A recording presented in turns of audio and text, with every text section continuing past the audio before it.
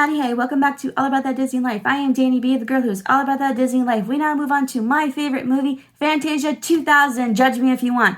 But this movie came out in 1999, so let's get to know this cast. We had Steve Martin, Scott Perlman, Quincy Jones, Bette Midler, James Earl Jones, Penn Teller, James Levine, Angela Lansbury, Wayne Allwyn, who was Mickey Mouse, Tony Alzamo, who was Donald Duck, Russi Taylor, who was Daisy Duck, and the Chicago Symphony Orchestra. Now we move on to the facts all about Fantasia 2000. Number 1, the backstory.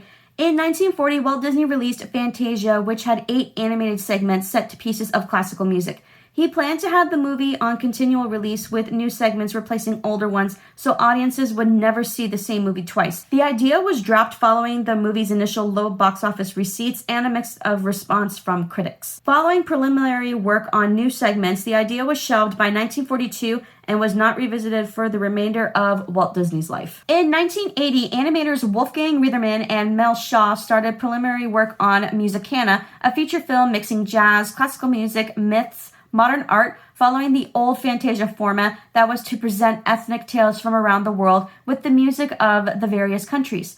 The project was canceled in favor for Mickey's Christmas Carol. Number 2, Another Chance. The idea of a Fantasia sequel was revived shortly after Michael Eisner became Chief Executive Officer of the Walt Disney Company in 1984. When Walt Disney's nephew, Vice Chairman Roy E. Disney, suggested it to him at a lunch. He asked Andre Previn to work on a Fantasia movie, but Previn declined after he learned it was to feature songs by the Beatles rather than classical music.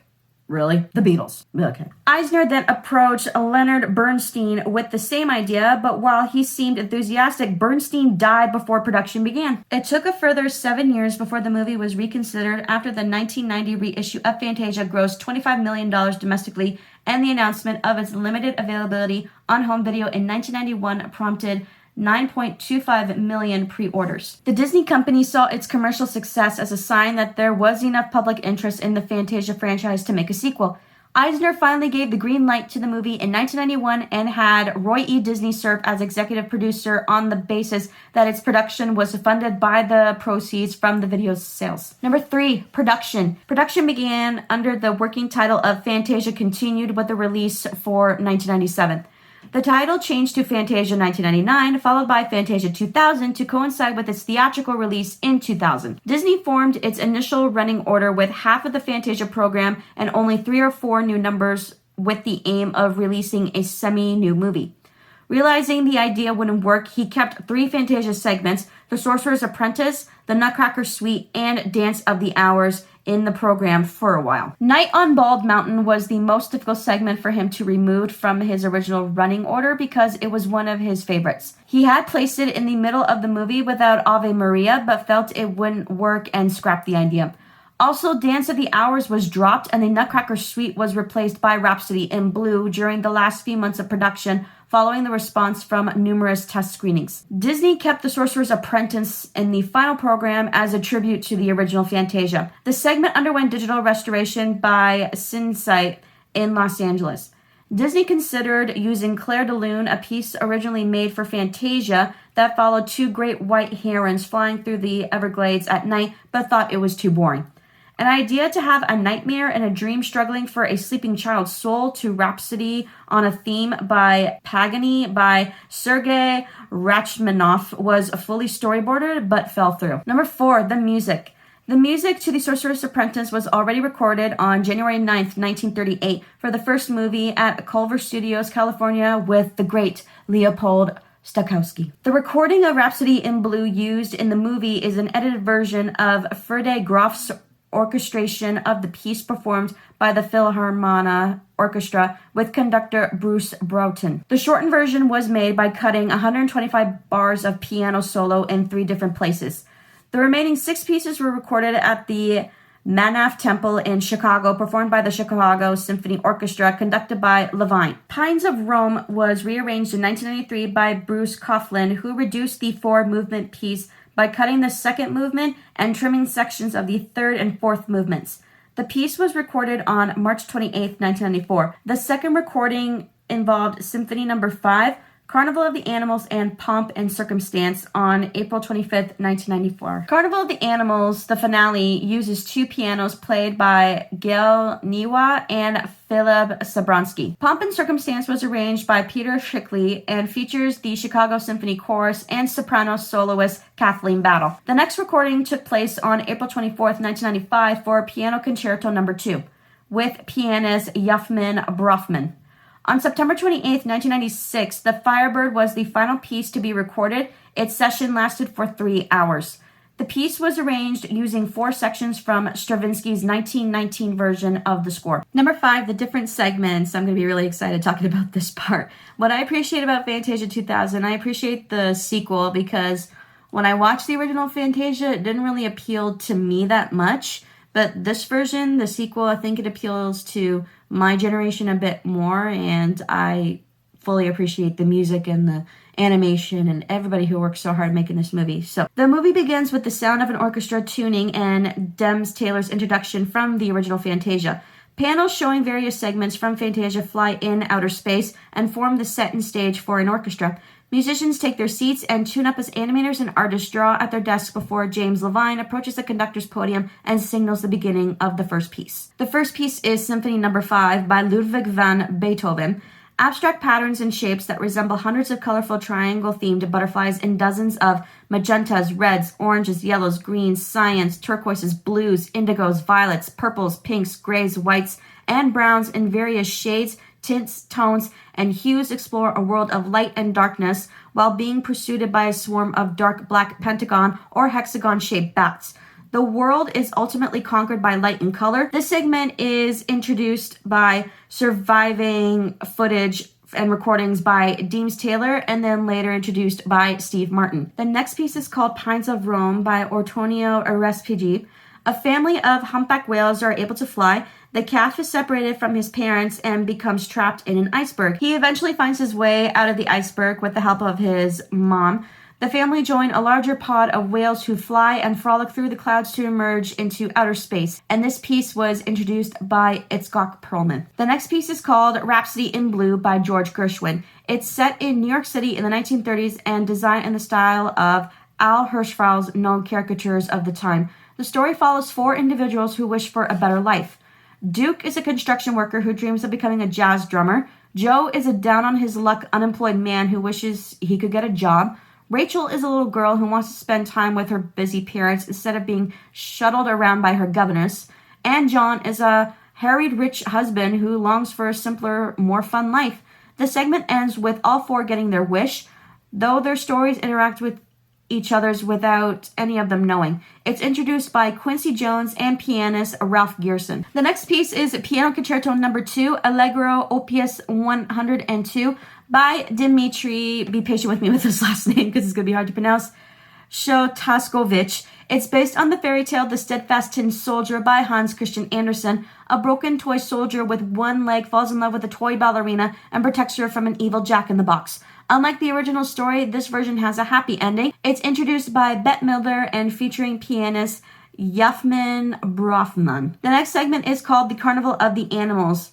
The finale is by Camille Saint-Saëns. It's about a flock of flamingos tries to force a slapstick member who enjoys playing with a yo-yo to engage in the flock's dull routines. It's introduced by James Earl Jones with animator Eric Goldberg. The next piece is ultimately my favorite piece, and it's my favorite of all time, The Sorcerer's Apprentice by Paul Dukas. It's based on the 1797 poem by Goethe. The segment is the only one featured in both Fantasia and Fantasia 2000. It tells the story of Mickey Mouse, an apprentice of sorcerer Yen Sid, who attempts some of his master's magic tricks before knowing how to control them. It's introduced by Penn and Teller rather than using the archive footage of Deems Taylor introducing this segment. The scene where Mickey shakes hands with Levine's predecessor Leopold Stokowski is like that in the original movie, but Mickey is now voiced by Wayne Allwyn instead of Walt Disney. The next segment is the Pomp and Circumstance. They use the marches 1, 2, 3, and 4 by Edward Elgar. It's based on the story of Noah's Ark from the book of Genesis. Donald Duck is Noah's assistant, and Daisy Duck is Donald's girlfriend.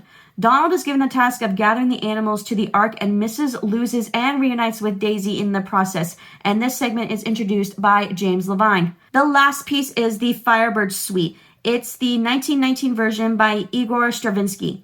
It's about a sprite that is awoken by her compassion, an elk, and accidentally wakes a fiery spirit of destruction in a nearby volcano who destroys the forest and seemingly the sprite. The sprite survives, and the elk encourages her to restore the forest to its normal state. And this piece was introduced by Angela Lansbury. Number 6, The Release. This movie was officially announced on February 9th, 1999 during a Disney presentation at the New Amsterdam Theater in New York City, which featured a screening of the Carnival of the Animals. The movie premiered at Carnegie Hall in New York City on December 16th, 1999 for 3 nights as part of a 5-city concert tour. The animation was presented on a screen above the stage while James Levine conducted the Philharmonia Orchestra with video auto cue to time the music to the images. Performances followed at the Royal Albert Hall in London on December 21st, the Théâtre des Champs-Élysées in Paris on December 22nd, the Orchard Hall in Tokyo on December 27th, and the Pasadena Civic Auditorium in Pasadena, California on December 31st, where Derek Enau conducted as part of a black tie $2,000 per head New Year's Eve event. Number 7, the box office. This movie first opened in IMAX theaters for a 4-month run from January 1st to April 30th, 2000, becoming the first animated feature-length film shown in IMAX. A temporary 622-seat theater costing almost $4 million was built in 4 weeks for its Los Angeles run, as Disney was unable to reach an agreement to only have the movie shown during the 4 months at the city's sole IMAX theater at the time at the California Science Center. After opening at 75 theaters worldwide, the movie made over $2.2 million in 54 cinemas in North America in its opening weekend, averaging $41,481 per theater and $842,000 from 21 screens in 14 markets. This movie set new records for the highest gross for any IMAX engagement and surpassed the highest weekly total for any previously released IMAX movie. Its 3-day worldwide gross surpassed $3.8 million, setting further records at 18 venues worldwide. It grossed a worldwide total of $21.1 million in 30 days and $64.5 million at the end of its IMAX run. Number 8, awards and nominations. At the Annie Awards, this movie was nominated for Outstanding Achievement in an Animated Theatrical Feature, but it lost to Toy Story 2. It did, however, win Outstanding Individual Achievement for Character Animation and for Production Design in an Animated Feature Production. It also won Individual Achievement in Storyboarding. At the Grammy Awards, this movie was nominated for Compilation Soundtrack Album for a Motion Picture, Television, or Other Visual Media, but it lost to Almost Famous. At the PGA Golden Laurel Awards, this movie won a Vision Award for Theatrical Motion Pictures. And at the Phoenix Film Critics Society Awards, this movie was nominated for Best Animated Film and for Best Family Film, but it lost to Chicken Run. Number 9, the attraction. Yes, I'm talking about Fantasmic. It's my favorite attraction at Walt Disney World, but I know they have other versions at other Disney parks.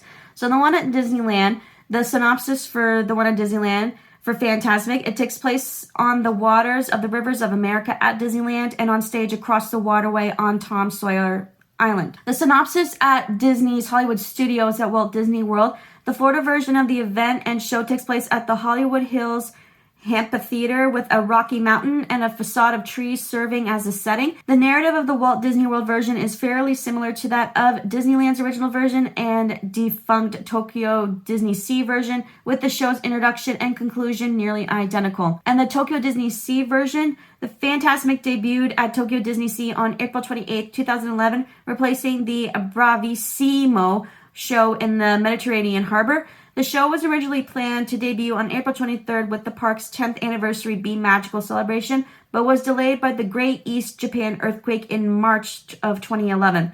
Originally, Fantasmic was planned in 2001 for the park, and the story would be themed around Tokyo Disney Sea, but was scrapped, and instead Disney Sea Symphony debuted. Many of the barges were reused from Tokyo Disney Sea's former nighttime Christmas show, Candlelight Reflections, but were re-imaged. The Christmas tree barge was used for Mickey's Sorcerer Hat. This barge would also be used for Tokyo Disney Sea's former nighttime Christmas show, Colors of Christmas. The natural gas line in the harbor and 5 water cannons originally used for Bravissimo were also repurposed. I'm not sure if the one in Hollywood Studios is the same as Disneyland and at Tokyo Disneyland, but the one at Hollywood Studios is Mickey's dreaming and he's dreaming about these adventures and all these stories, and then the evil queen from Snow White tries to destroy Mickey Mouse in his dreams with the other villains, but then the villains are all destroyed, and then we see Sorcerer Mickey on the top of the cliff with fireworks and water and everything, and it's just amazing. It's absolutely my favorite show, and I cry every time I see the finale of this. So in the finale at Disneyland's version of the finale has included many different characters since its 1992 debut and has changed throughout the years, such as to replace older characters with newer ones. The current finale character lineup includes Mickey, Minnie Mouse, Chip and Dale, Goofy, Pluto, Donald Duck, Cinderella, Prince Charming, Susie and Perla, Snow White and her prince, Aladdin, Jasmine, Aurora, Prince Philip, Tiana, Ariel, Prince Eric, Belle, the Beast, Rapunzel, Flynn Rider, Mary Poppins, the Chimney Sweeps, Alice, the White Rabbit, the Mad Hatter, Tweedledee and Tweedledum, Woody, Buzz Lightyear, Jessie, and 2 Green Army Men. However, the character lineup can sometimes vary between shows as other random characters are occasionally featured instead. These include Clarabelle Cow, Winnie the Pooh, Piglet, Eeyore, Tigger, Genie, Dopey, Pinocchio, Mirabelle, Madrigal, Pocahontas, Miko, Esmeralda, Bo Peep, Jane Porter, Turk, Princess Alina, and Merida. Also during the special 20th anniversary performance of the show in May of 2012, Roger Rabbit, Brer Bear, Brer Fox, the 3 Little Pigs, and the Big Bad Wolf made appearances. Other characters that have appeared in the finale over the years include Clara Cluck,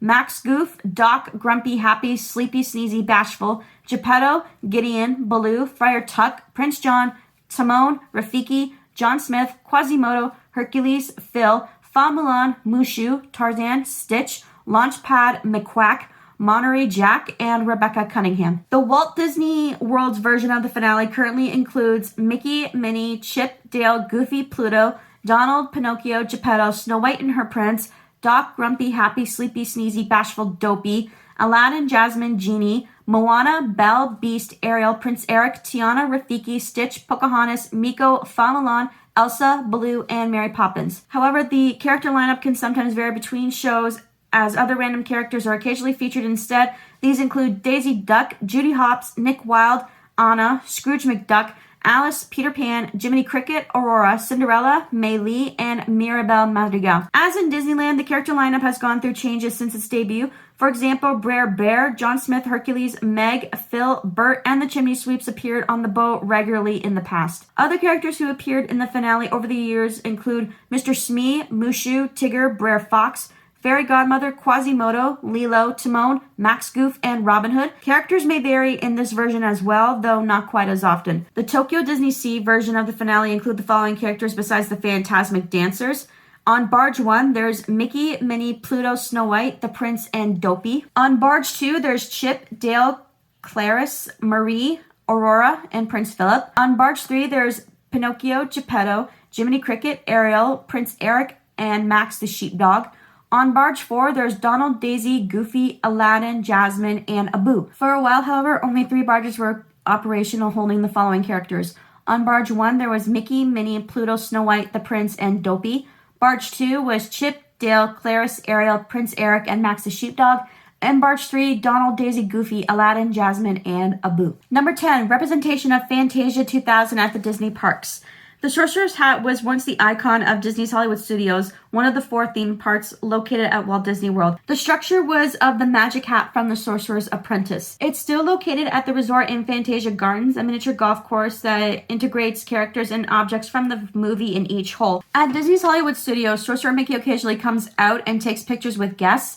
He is also the official mascot of the park. Sorcerer Mickey has his own spell card known as Apprentice Mickey's Broomsticks in the attraction Sorcerers of the Magic Kingdom. At Disneyland, Sorcerer Mickey is also one of the variants of Mickey one can meet when visiting Mickey's Movie Barn in Mickey's Toontown. At World of Color, Sorcerer Mickey and the Spring Sprite appears during the show's grand finale in the live nighttime water spectacular at Disney California Adventure. Sorcerer Mickey is seen making his own water effects and is the last character seen before the show ends. In Fantasmic, Mickey takes on the guise of Sorcerer Mickey in the opening and finale of the show in the American versions of the show, and despite promotional material, never fights villains as the Sorcerer, wearing his regular shorts when facing Jafar in the Orlando version, fighting Dragon Maleficent as the brave little tailor. In the Tokyo Disney Sea version, Mickey stays as the Sorcerer throughout the show, battling the witch's allies after being entrapped in the magic mirror.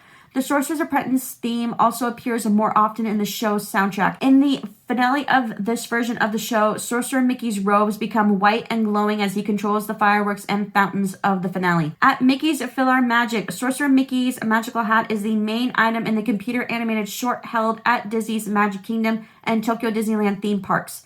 The hat goes on into many famous Disney films during some of their most famous Disney musical scenes.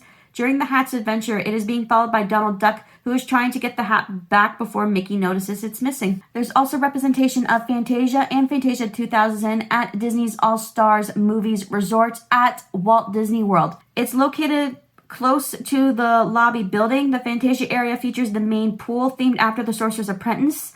A sculpture of Sorcerer Mickey on the rock shoots fountains of water into the pool below. To the left of the pool are the Fantasia 2000 buildings decorated by characters from the Steadfast Tin Soldier and a kiddie pool featuring icebergs from Pines of Rome, originally featuring a sculpture of the baby whale as well. Behind the pool are sculptures of Donald and Daisy in their pomp and circumstance outfits. The right of the building, based on the original Fantasia, consists mostly of a Sorcerer's Apprentice theme with the brooms and the Sorcerer's hat. And there you have it, all the facts to Fantasia 2000. If you like this video, please hit that like button and don't forget to subscribe, and I hope you have a zippity-doo-dah day. Goodbye.